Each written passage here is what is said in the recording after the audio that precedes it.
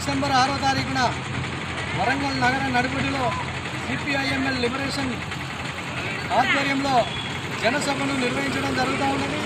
ఈ జనసభలో కేంద్ర రాష్ట్ర ప్రభుత్వాలు అవలంబిస్తున్నటువంటి ప్రజా వ్యతిరేక విధానాల మీద ప్రజలకు వివరించడం కోసం సిపిఐఎంఎల్ పార్టీ ఆల్ ఇండియా కార్యదర్శి కామ్రేడ్ దీపాంకర్ భట్టాచార్య గారు, ఇతర ఎంపీలు, అదేవిధంగా బీహార్ నుండి ఎమ్మెల్యేలు, తదితర కమ్యూనిస్టు నాయకులు డిసెంబర్ 6వ తారీఖున వరంగల్లో జరిగే అజంజాహి మిల్లు గ్రౌండ్లో జరిగేటువంటి భారీ బహిరంగ సభకు ఆల్ ఇండియా కార్యదర్శి వస్తూ ఉన్నారు.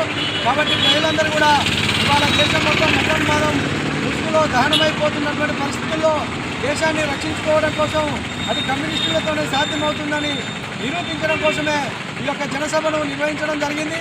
కావున అశేష ప్రజానీకం అంతా కూడా ఆ యొక్క జనసభకు విచ్చేసి ఆ కార్యక్రమాన్ని విజయవంతం చేయాల్సిందిగా జనగామ జిల్లా కమిటీ వైపున ఎక్కువ ధన్యవాదాలు తెలియజేస్తా ఉన్నాం.